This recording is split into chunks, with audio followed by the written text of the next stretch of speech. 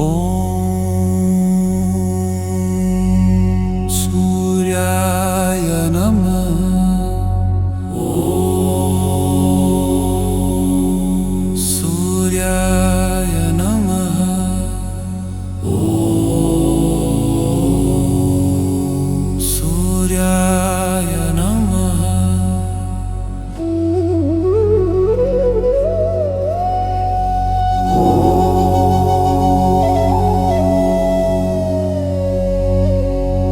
आदिदेव नमस्तुभ्यं प्रसीद मम भास्कर। दिवाकर नमस्तुभ्यं प्रभाकर नमोऽस्तुते। सप्ताश्वरथमारूढं प्रचण्डं कश्यपात्मजम् श्वेतपद्मधरं देवं तं सूर्यं प्रणमाम्यहम्। लोहितं रथमारूढं सर्वलोकपितामहं महापापहरं देवं तं सूर्यं प्रणमाम्यहम्। त्रिगुणात्मकं महाशूरं ब्रह्म विष्णु महेश्वरं महापापहरं देवं तं सूर्यं प्रणमाम्यहम्। बृंहितं तेजसां पुञ्जं वायुमाकाशमेव च प्रभुं च सर्वलोकानां तं सूर्यं प्रणमाम्यहम्।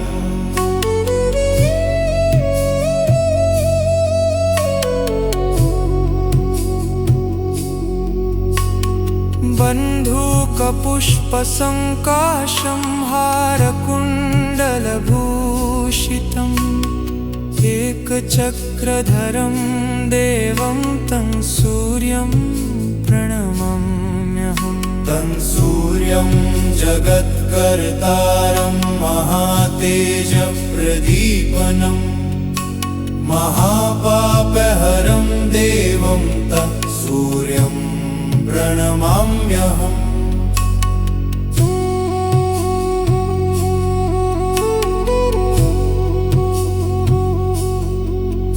तं सूर्यं जगतां नाथं ज्ञानविज्ञानमोक्षदं महापापहरं देवं तं सूर्यं प्रणमाम्यहम्।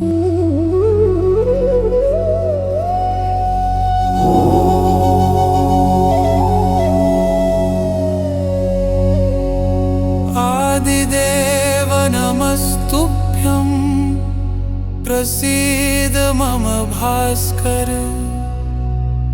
दिवाकर नमस्तुभ्यं प्रभाकर नमोऽस्तुते।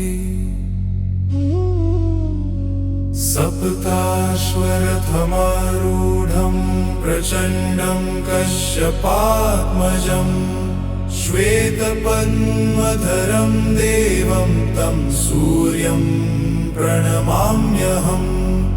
लोहितं रथमारूढं सर्वलोकपितामहं महापापहरं देवं तं सूर्यं प्रणमाम्यहम्। त्रिगुणात्मकं महाशूरं ब्रह्म विष्णु महेश्वरं महापापहरं देवं तं सूर्यं प्रणमाम्यहम्। बृंहितं तेजसां पुञ्जं वायुमाकाशमेव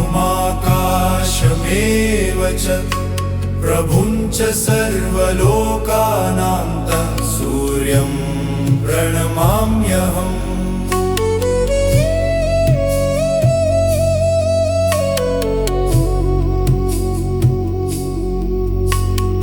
बन्धूकपुष्पसङ्काशं हारकुण्डलभूषितम् एक एकचक्रधरं देवं तं सूर्यं प्रणमाम्यहम् तं सूर्यं जगत्कर्तारं महातेजप्रदीपनम् महापापहरं देवं तं सूर्यं प्रणमाम्यहम्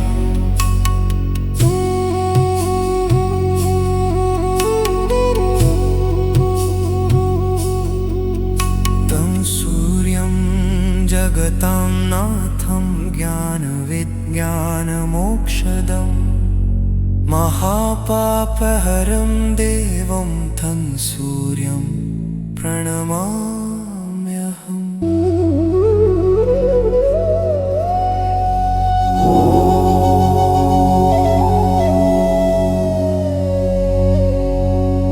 आदिदेव नमस्तुभ्यं प्रसीद मम भास्कर दिवाकर नमस्तुभ्यं प्रभाकर नमोस्तुते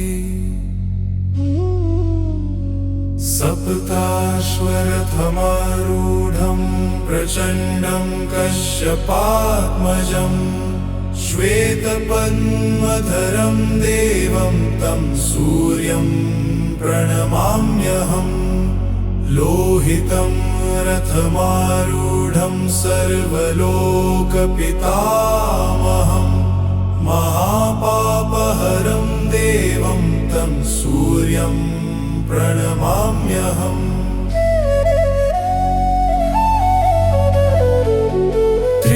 त्रिगुणात्मकं महाशूरं ब्रह्म विष्णु महेश्वरं महापापहरं देवं तं सूर्यं प्रणमाम्यहम् बृंहितं तेजसां पुञ्जं वायुमाकाशमेव च प्रभुं च सर्वलोकानां तं सूर्यं प्रणमाम्यहम्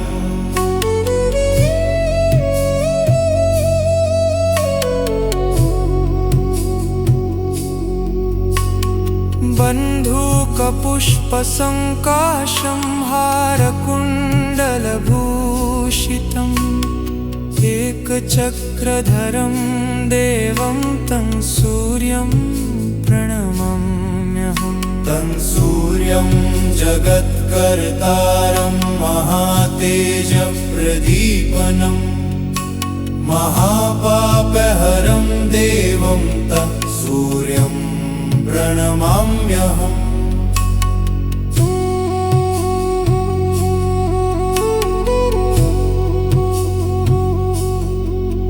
तं सूर्यं जगतां नाथं ज्ञानविज्ञानमोक्षदं महापापहरं देवं तं सूर्यं प्रणमाम्यहम् आदिदेव नमस्तुभ्यं प्रसीद मम भास्कर दिवाकर नमस्तुभ्यं प्रभाकर नमोस्तुते सप्ताश्वरथमारूढं प्रचण्डं कश्यपात्मजं श्वेतपद्मधरं देवं तं सूर्यं प्रणमाम्यहम् लोहितं रथमारूढं सर्वलोकपितामहं महापापहरं देवं तं सूर्यं प्रणमाम्यहम् त्रिगुणात्मकं महाशूरं ब्रह्म विष्णु महेश्वरं महापापहरं देवं तं सूर्यं प्रणमाम्यहम् बृंहितं तेजसां पुञ्जं वायुमाकाशमेव च प्रभुं च सर्वलोकानां तं सूर्यं प्रणमाम्यहम्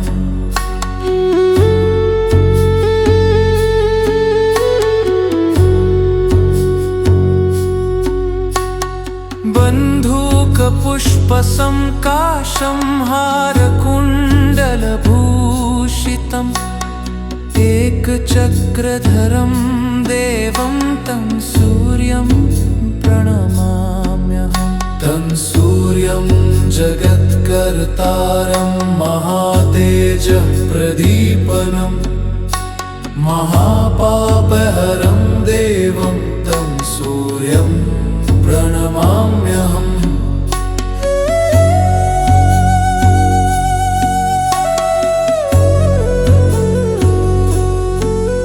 तं सूर्यं जगतां नाथं ज्ञानविज्ञानमोक्षदं महापापहरं देवं तं सूर्यं प्रणमाम्यहम्। आदिदेव नमस्तुभ्यं प्रसीद मम भास्कर दिवाकर नमस्तुभ्यं प्रभाकर नमोऽस्तु ते। सप्ताश्वरथमारूढं प्रचण्डं कश्यपात्मजं श्वेतपद्मधरं देवं तं सूर्यं प्रणमाम्यहम्। लोहितं रथमारूढं सर्वलोकपितामहं महापापहरं देवं तं सूर्यं प्रणमाम्यहम्। त्रिगुणात्मकं महाशूरं ब्रह्म विष्णु महेश्वरं महापापहरं देवं तं सूर्यं प्रणमाम्यहम्। बृंहितं तेजसां पुञ्जं वायुमाकाशमेव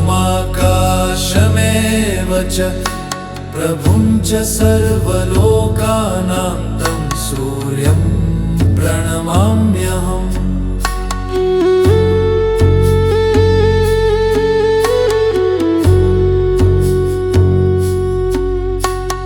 बन्धूकपुष्पसङ्काशं हारकुण्डलभूषितम् एकचक्रधरं देवं तं सूर्यं प्रणमाम्यहम्। तं सूर्यं जगत्कर्तारं महातेजः प्रदीपनं महापापहरं देवं तं सूर्यं प्रणमाम्यहम्।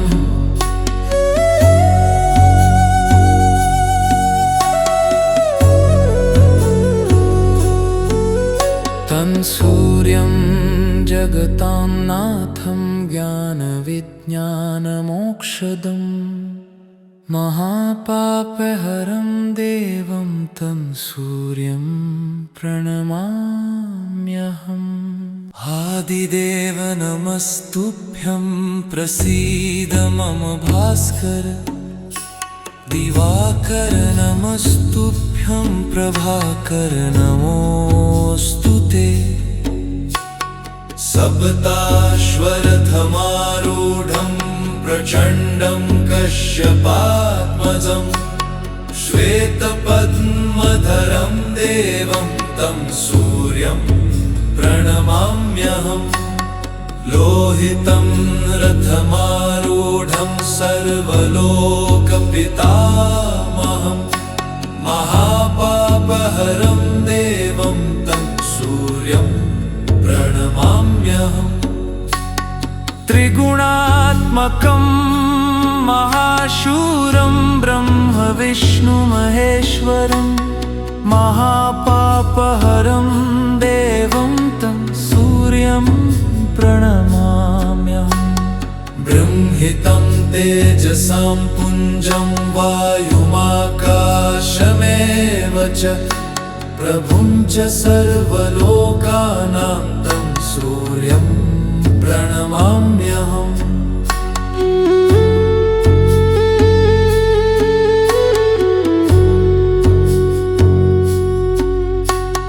बन्धूकपुष्पसङ्काशं हारकुण्डलभूषितम् एकचक्रधरं देवं तं सूर्यं प्रणमाम्यहम्। तं सूर्यं जगत्कर्तारं महातेजः प्रदीपनं महापापहरं देवं तं सूर्यं प्रणमाम्यहम्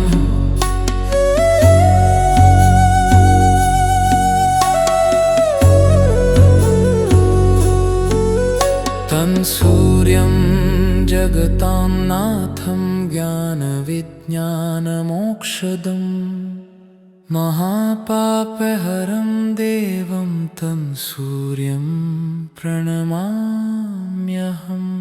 आदिदेव नमस्तुभ्यं प्रसीद मम भास्कर दिवाकर नमस्तुभ्यं प्रभाकर नमोऽस्तु ते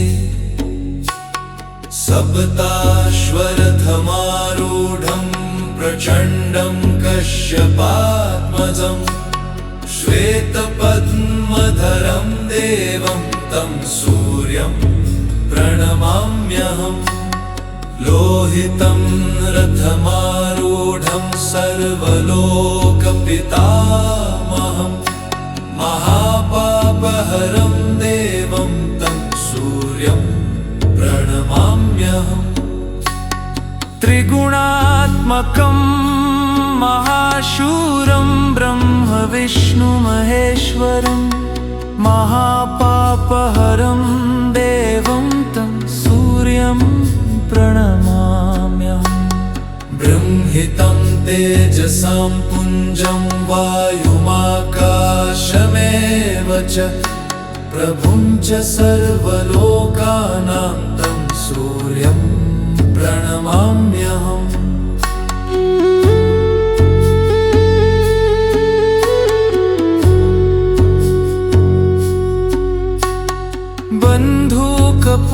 बन्धूकपुष्पसंकाशं हारकुण्डलभूषितम् एकचक्रधरं देवं तं सूर्यं प्रणमाम्यहम् तं सूर्यं जगत्कर्तारं महातेजः प्रदीपनं महापापहरं देवं तं सूर्यं प्रणमाम्यहम्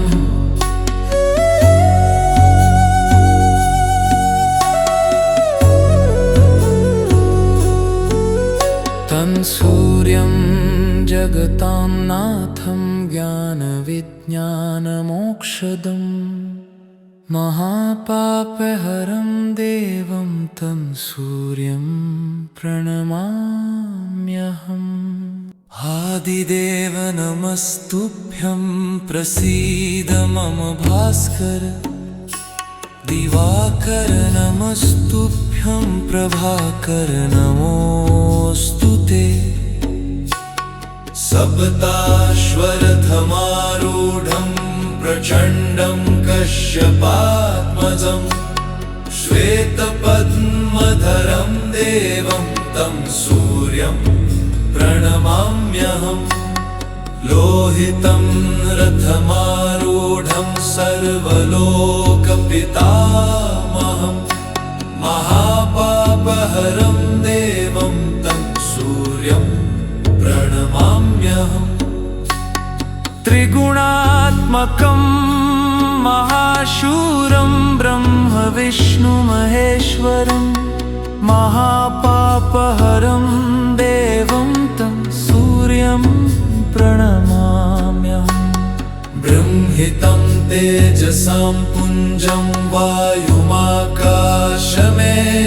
च प्रभुं च सर्वलोकानां तं सूर्यं प्रणमाम्यहम्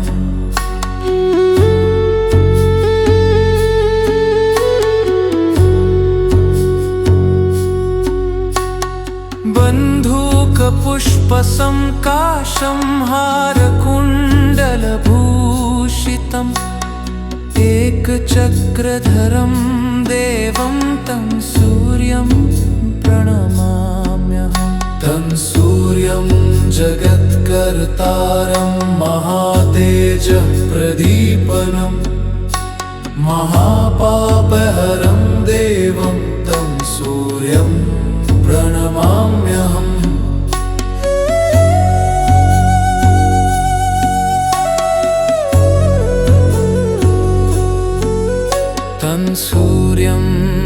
जगतां नाथं ज्ञानविज्ञानमोक्षदम् महापापहरं देवं तं सूर्यं प्रणमाम्यहम् आदिदेव नमस्तुभ्यं प्रसीद मम भास्कर दिवाकर नमस्तुभ्यं प्रभाकर नमोऽस्तु ते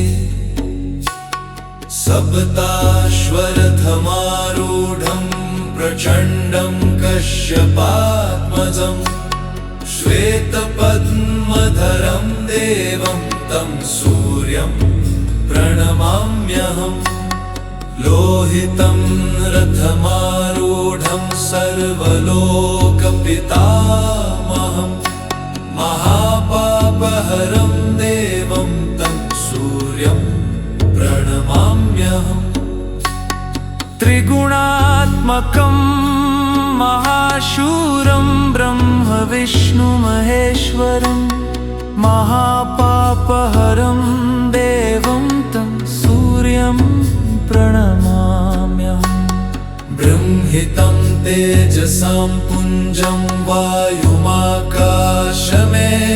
च प्रभुं च सर्वलोकानां तं सूर्यं प्रणमाम्यहम्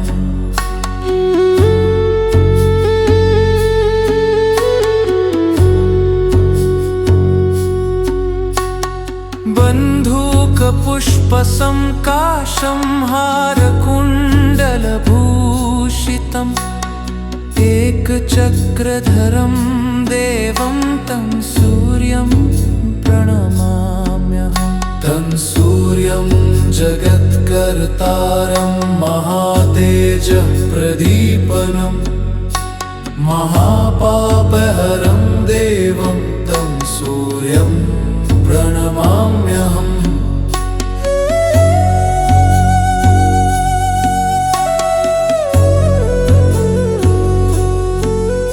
तं सूर्यं जगतां नाथं ज्ञानविज्ञानमोक्षदम् महापापहरं देवं तं सूर्यं प्रणमाम्यहम् आदिदेव नमस्तुभ्यं प्रसीद मम भास्कर दिवाकर नमस्तुभ्यं प्रभाकर नमोऽस्तु ते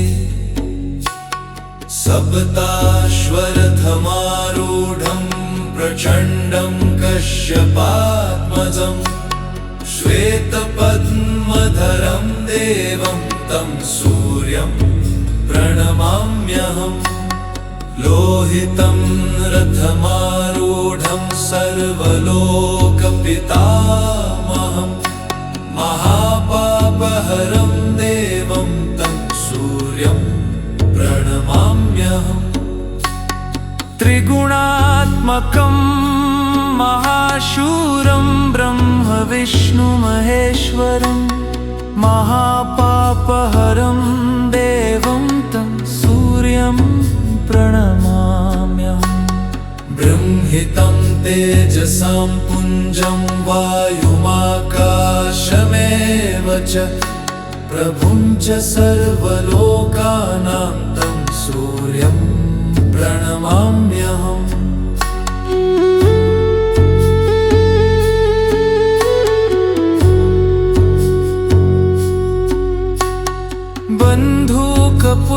बन्धूकपुष्पसंकाशं हारकुण्डलभूषितम् एकचक्रधरं देवं तं सूर्यं प्रणमाम्यहम् तं सूर्यं जगत्कर्तारं महातेजः प्रदीपनं महापापहरं देवं तं सूर्यं प्रणमाम्यहम्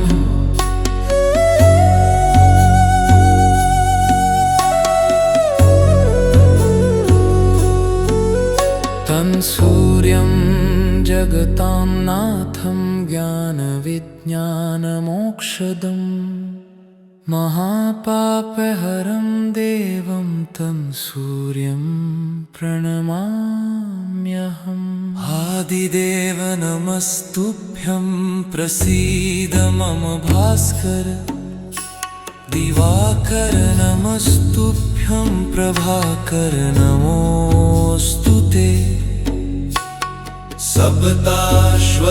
सप्ताश्वरथमारूढं प्रचण्डं कश्यपात्मजं श्वेतपद्मधरं देवं तं सूर्यं प्रणमाम्यहम् लोहितं रथमारूढं सर्वलोकपितामहं महापापहरं देवं तं सूर्यं प्रणमाम्यहम् त्रिगुणात्मकं महाशूरं ब्रह्म विष्णु महेश्वरं महापापहरं देवं तं सूर्यं प्रणमाम्यहम् बृंहितं तेजसां पुञ्जं वायुमाकाशमेव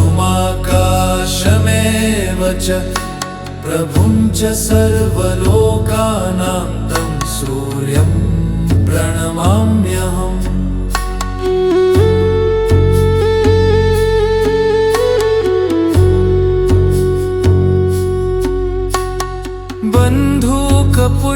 बन्धूकपुष्पसंकाशं हारकुण्डलभूषितम् एकचक्रधरं देवं तं सूर्यं प्रणमाम्यहम् तं सूर्यं जगत्कर्तारं महातेजः प्रदीपनं महापापहरं देवं तं सूर्यं प्रणमाम्यहम्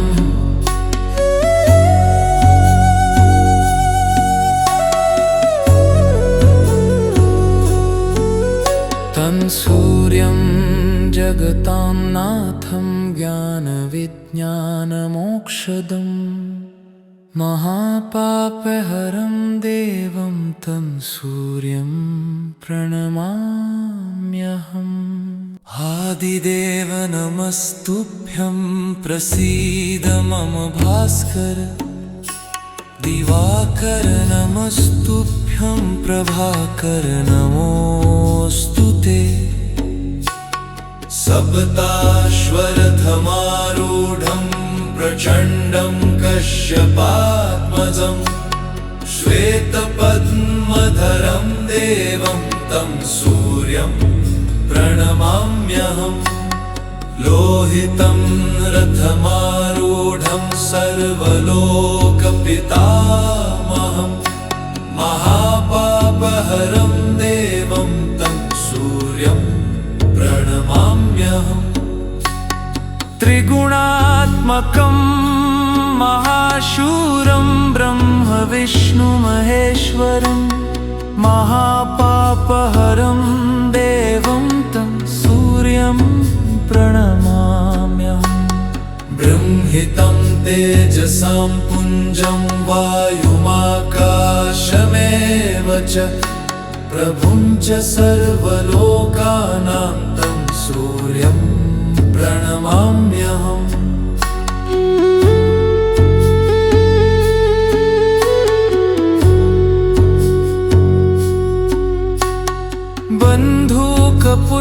बन्धूकपुष्पसंकाशं हारकुण्डलभूषितम् एकचक्रधरं देवं तं सूर्यं प्रणमाम्यहम् तं सूर्यं जगत्कर्तारं महातेजः प्रदीपनं महापापहरं देवं तं सूर्यं प्रणमाम्यहम्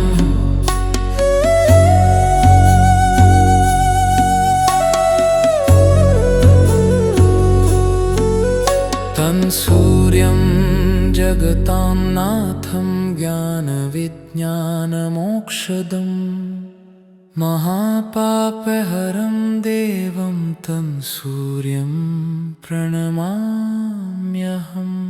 आदिदेव नमस्तुभ्यं प्रसीद मम भास्कर दिवाकर नमस्तुभ्यं प्रभाकर नमोऽस्तु ते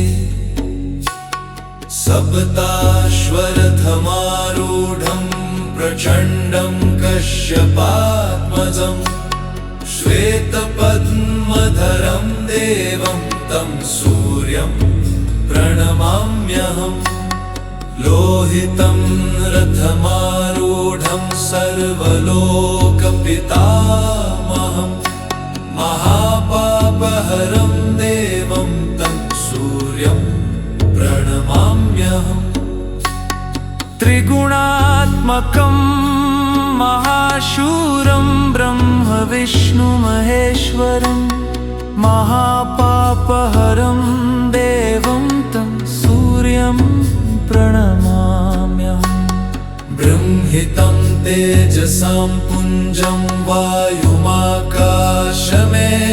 च प्रभुं च सर्वलोकानां तं सूर्यं प्रणमाम्यहम्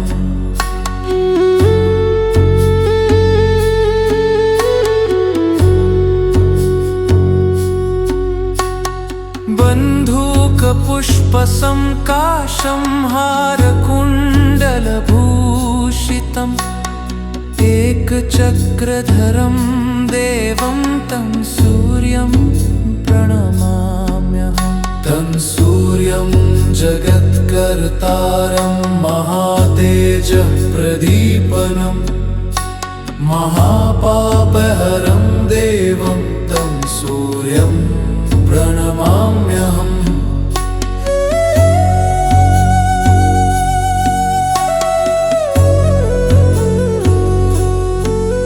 तं सूर्यं जगतां नाथं ज्ञानविज्ञानमोक्षदं महापापहरं देवं तं सूर्यं प्रणमाम्यहम्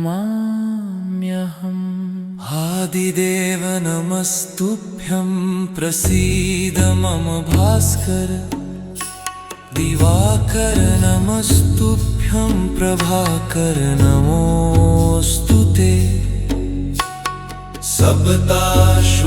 सप्ताश्वरथमारूढं प्रचण्डं कश्यपात्मजं श्वेतपद्मधरं देवं तं सूर्यं प्रणमाम्यहम् लोहितं रथमारूढं सर्वलोकपितामहं महापापहरं देवं तं सूर्यं प्रणमाम्यहम् त्रिगुणात्मकं महाशूरं ब्रह्म विष्णु महेश्वरं महापापहरं देवं तं सूर्यं प्रणमाम्यहम् बृंहितं तेजसां पुञ्जं वायुमाकाशमेव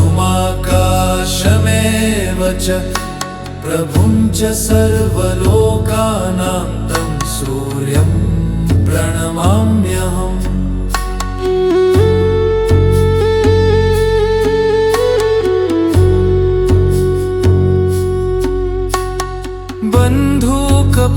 बन्धूकपुष्पसंकाशं हारकुण्डलभूषितम् एकचक्रधरं देवं तं सूर्यं प्रणमाम्यहम् तं सूर्यं जगत्कर्तारं महातेजः प्रदीपनं महापापहरं देवं तं सूर्यं प्रणमाम्यहम्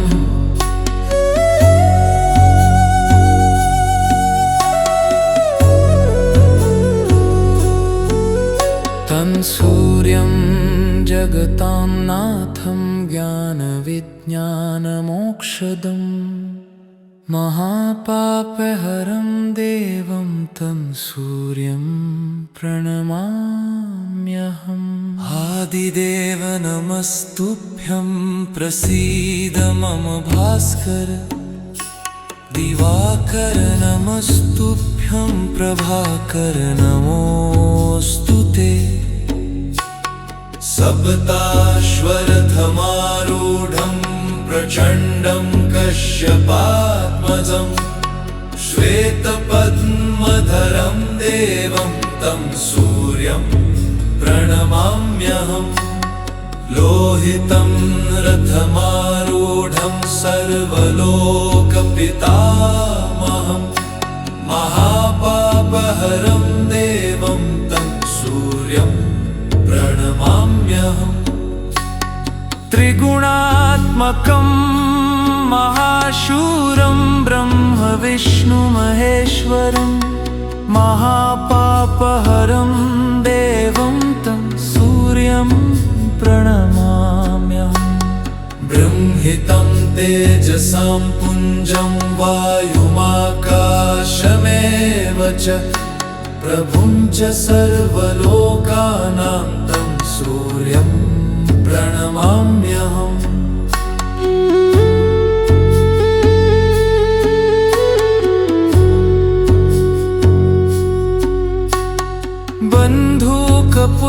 बन्धूकपुष्पसङ्काशं हारकुण्डलभूषितम् एकचक्रधरं देवं तं सूर्यं प्रणमाम्यहम् तं सूर्यं जगत्कर्तारं महातेजः प्रदीपनं महापापहरं देवं तं सूर्यं प्रणमाम्यहम्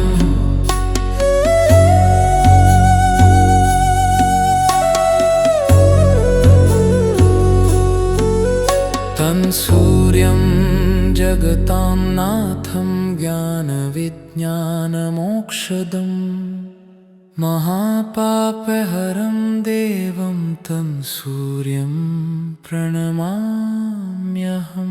आदिदेव नमस्तुभ्यं प्रसीद मम भास्कर दिवाकर नमस्तुभ्यं प्रभाकर नमोऽस्तु ते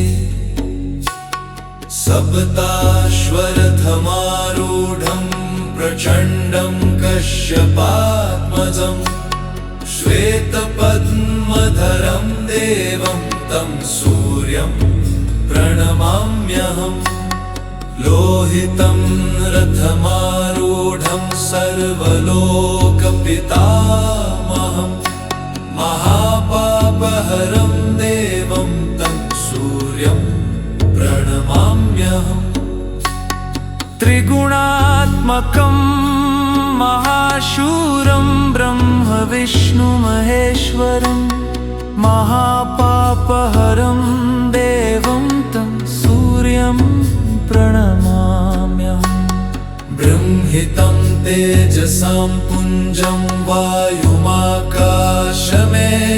च प्रभुं च सर्वलोकानां तं सूर्यं प्रणमाम्यहम्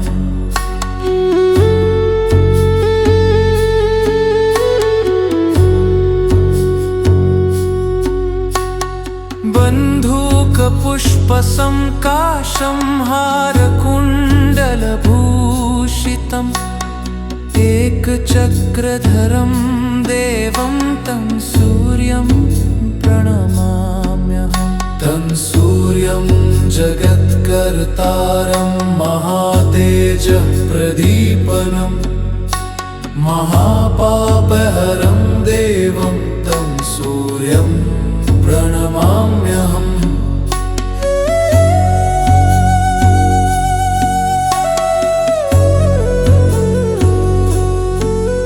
तं सूर्यं जगतां नाथं ज्ञानविज्ञानमोक्षदम् महापापहरं देवं तं सूर्यं प्रणमाम्यहम्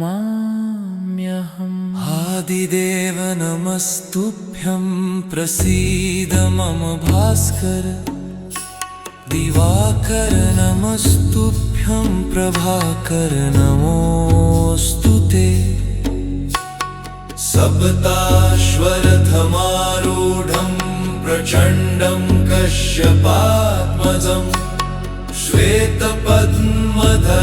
देवं तं सूर्यं प्रणमाम्यहम् लोहितं रथमारूढं सर्वलोकपितामहम् महापापहरं देवं तं सूर्यं प्रणमाम्यहम् त्रिगुणात्मकं महाशूरं ब्रह्म विष्णु महेश्वरं महापापहरं देवं तं सूर्यं प्रणमाम्यहम् बृंहितं तेजसां पुञ्जं वायुमाकाशमेव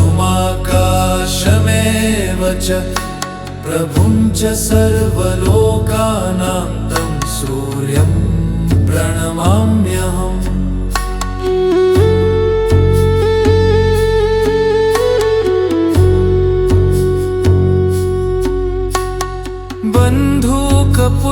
बन्धूकपुष्पसंकाशं हारकुण्डलभूषितम् एकचक्रधरं देवं तं सूर्यं प्रणमाम्यहम् तं सूर्यं जगत्कर्तारं महातेजः प्रदीपनं महापापहरं देवं तं सूर्यं प्रणमाम्यहम्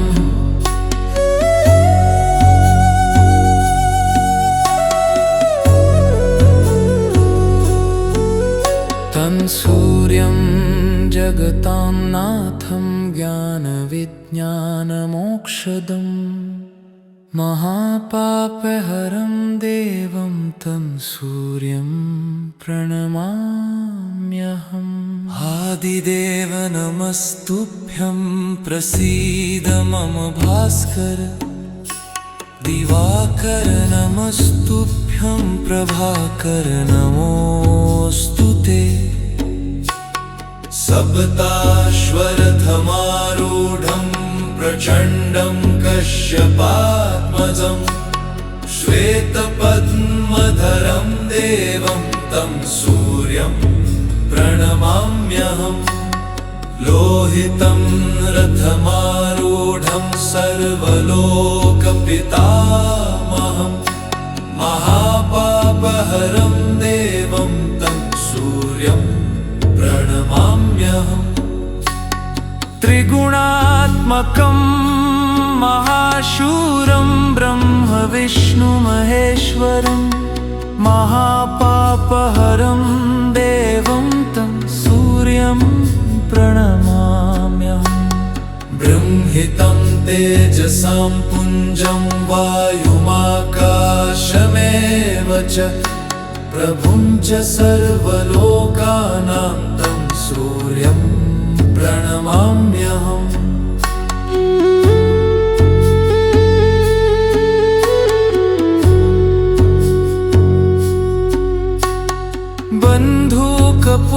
बन्धूकपुष्पसंकाशं हारकुण्डलभूषितम् एकचक्रधरं देवं तं सूर्यं प्रणमाम्यहम् तं सूर्यं जगत्कर्तारं महातेजः प्रदीपनं महापापहरं देवं तं सूर्यं प्रणमाम्यहम्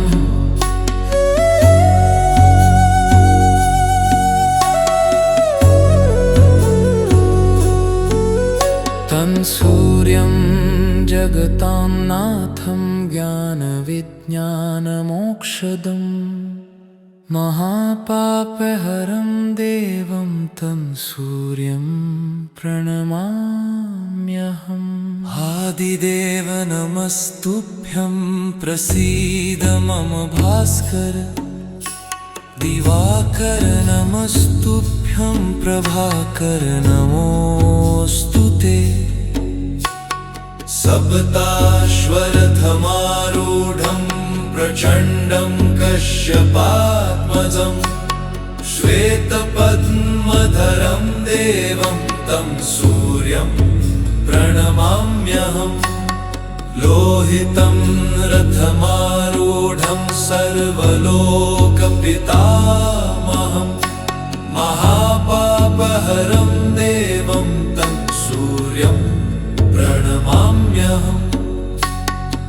त्रिगुणात्मकं महाशूरं ब्रह्म विष्णु महेश्वरं महापापहरं देवं तं सूर्यं प्रणमाम्यहम्। बृंहितं तेजसां पुञ्जं वायुमाकाशमेव च प्रभुं च सर्वलोकानां तं सूर्यं प्रणमाम्यहम्।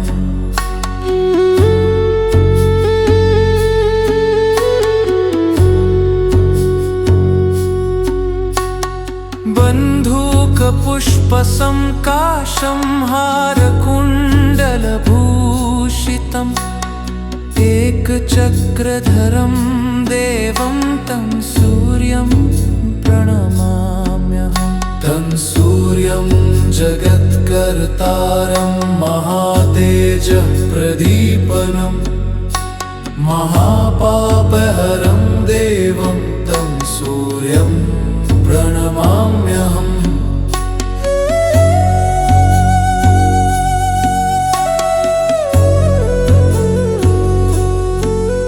तं सूर्यं जगतां नाथं ज्ञानविज्ञानमोक्षदं महापापहरं देवं तं सूर्यं प्रणमाम्यहम्।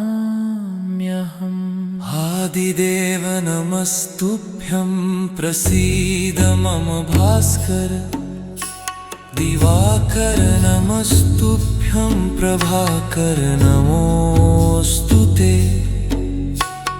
सप्ताश्वरथमारूढं प्रचण्डं कश्यपात्मजं श्वेतपद्मधरं देवं तं सूर्यं प्रणमाम्यहम्। लोहितं रथमारूढं सर्वलोकपितामहं महापापहरं देवं तं सूर्यं प्रणमाम्यहम्। त्रिगुणात्मकं महाशूरं ब्रह्म विष्णु महेश्वरं महापापहरं देवं तं सूर्यं प्रणमाम्यहम्। बृंहितं तेजसां पुञ्जं वायुमाकाशमेव च प्रभुं च सर्वलोकानां तं सूर्यं प्रणमाम्यहम्।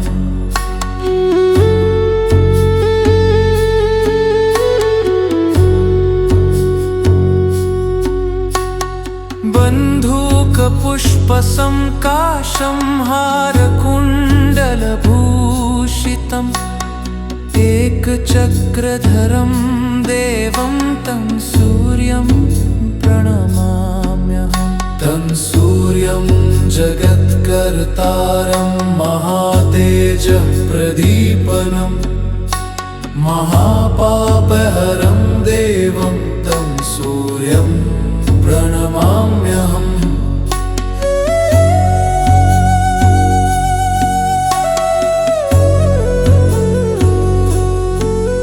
तं सूर्यं जगतां नाथं ज्ञानविज्ञानमोक्षदं महापापहरं देवं तं सूर्यं प्रणमाम्यहम्। आदिदेव नमस्तुभ्यं प्रसीद मम भास्कर दिवाकर नमस्तुभ्यं प्रभाकर नमोऽस्तु ते। सप्ताश्वरथमारूढं प्रचण्डं कश्यपात्मजं श्वेतपद्मधरं देवं तं सूर्यं प्रणमाम्यहम्। लोहितं रथमारूढं सर्वलोकपितामहं महापापहरं देवं तं सूर्यं प्रणमाम्यहम्। त्रिगुणात्मकं महाशूरं ब्रह्म विष्णु महेश्वरं महापापहरं देवं तं सूर्यं प्रणमाम्यहम्। बृंहितं तेजसां पुञ्जं वायुमाकाशमेव च प्रभुं च सर्वलोकानां तं सूर्यं प्रणमाम्यहम्।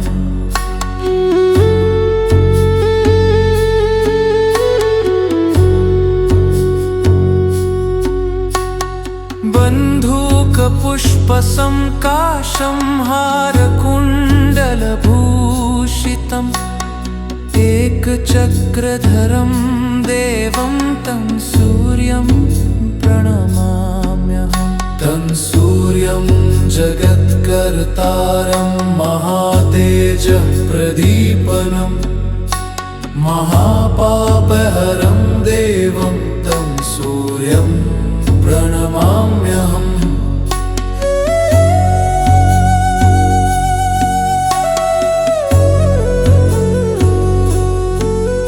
तं सूर्यं जगतां नाथं ज्ञानविज्ञानमोक्षदं महापापहरं देवं तं सूर्यं प्रणमाम्यहम्। आदिदेव नमस्तुभ्यं प्रसीद मम भास्कर दिवाकर नमस्तुभ्यं प्रभाकर नमोऽस्तु ते। सप्ताश्वरथमारूढं प्रचण्डं कश्यपात्मजं श्वेतपद्मधरं देवं तं सूर्यं प्रणमाम्यहम्। लोहितं रथमारूढं सर्वलोकपितामहं महापापहरं देवं तं सूर्यं प्रणमाम्यहम्। त्रिगुणात्मकं महाशूरं ब्रह्म विष्णु महेश्वरं महापापहरं देवं तं सूर्यं प्रणमाम्यहम्। बृंहितं तेजसां पुञ्जं वायुमाकाशमेव च प्रभुं च सर्वलोकानां तं सूर्यं प्रणमाम्यहम्।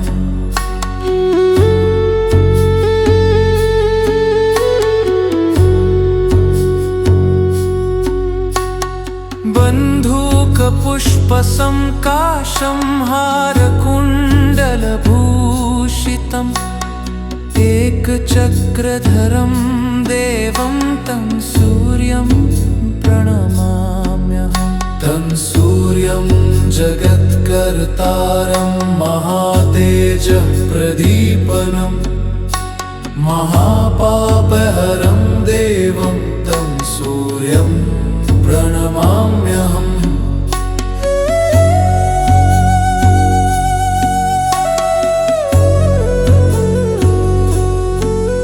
तं सूर्यं जगतां नाथं ज्ञानविज्ञानमोक्षदं महापापहरं देवं तं सूर्यं प्रणमाम्यहम्।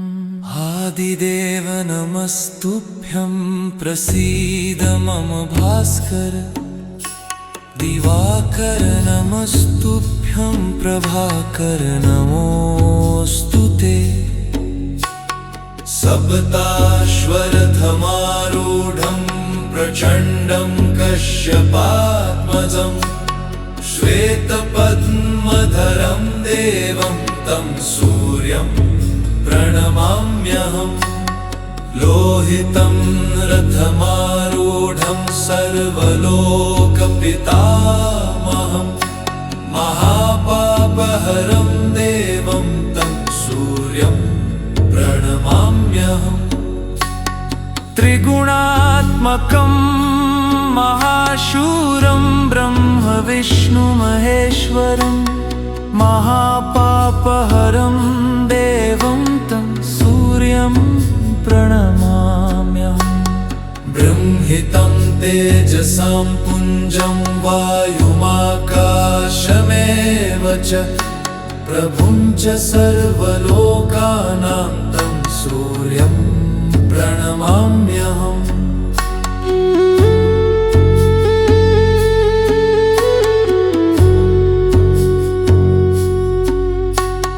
बन्धूकपुष्पसङ्काशं हारकुण्डलभूषितम् एकचक्रधरं देवं तं सूर्यं प्रणमाम्यहम्। तं सूर्यं जगत्कर्तारं महातेजः प्रदीपनं महापापहरं देवं तं सूर्यं प्रणमाम्यहम्।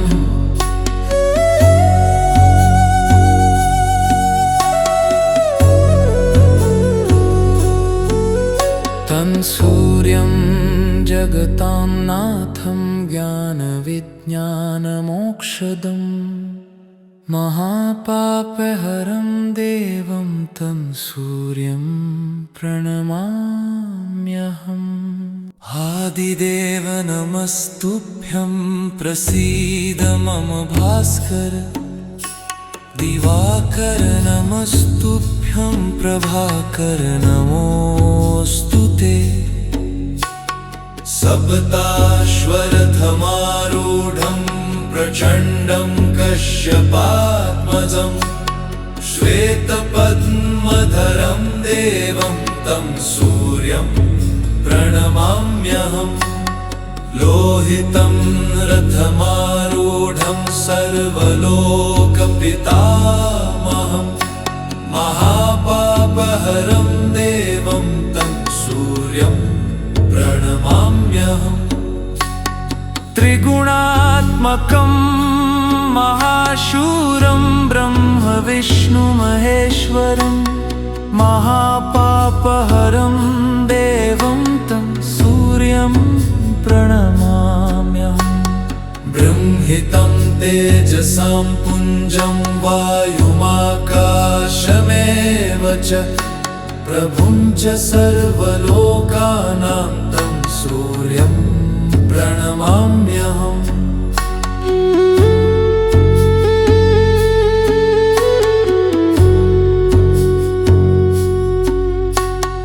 बन्धूकपुष्पसङ्काशं हारकुण्डलभूषितम् एकचक्रधरं देवं तं सूर्यं प्रणमाम्यहम्। तं सूर्यं जगत्कर्तारं महातेजः प्रदीपनं महापापहरं देवं तं सूर्यं प्रणमाम्यहम्।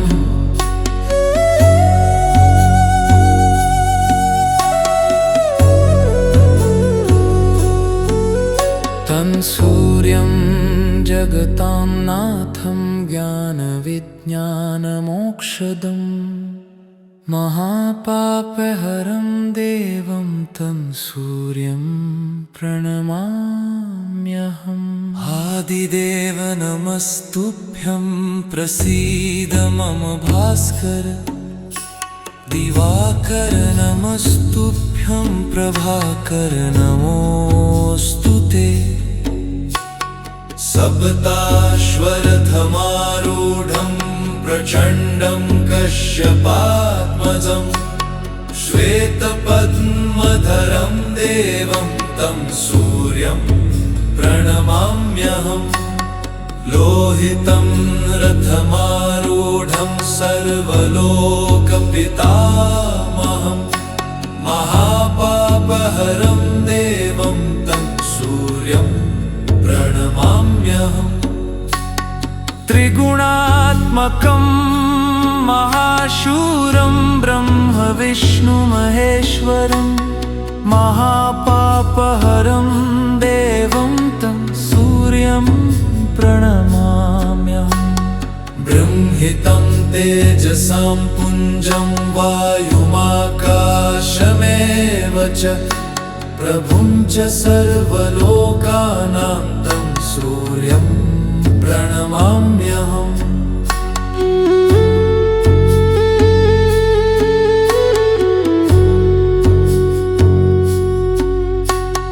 बन्धूकपुष्प पुष्पसङ्काशं हारकुण्डलभूषितम् एकचक्रधरं देवं तं सूर्यं प्रणमाम्यहम् तं सूर्यं जगत्कर्तारं महातेजः प्रदीपनं महापापहरं देवं तं सूर्यं प्रणमाम्यहम्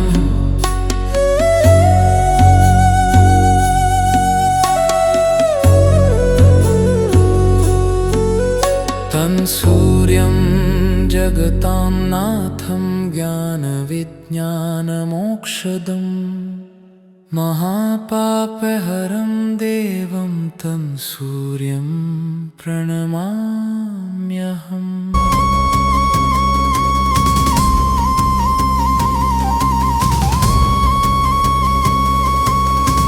सूर्याष्टकं पठेन्नित्यं ग्रहपीडाप्रणाशनम् अपुत्रो लभते पुत्रं दरिद्रो धनवान् भवेत् आमिषं मधुपानं च यः करोति रवेर्दिने सप्तजन्म भवेद् रोगी जन्म जन्म दरिद्रता स्त्रीतैलमधुमासानि ये त्यजन्ति रवेर्दिने न व्याधिशोकदारिद्र्यं सूर्यलोकं स गच्छति बन्धुकपुष्पसङ्काशं हारकुण्डलभूषितम् एकचक्रधरं देवं तं सूर्यं प्रणमाम्यहम्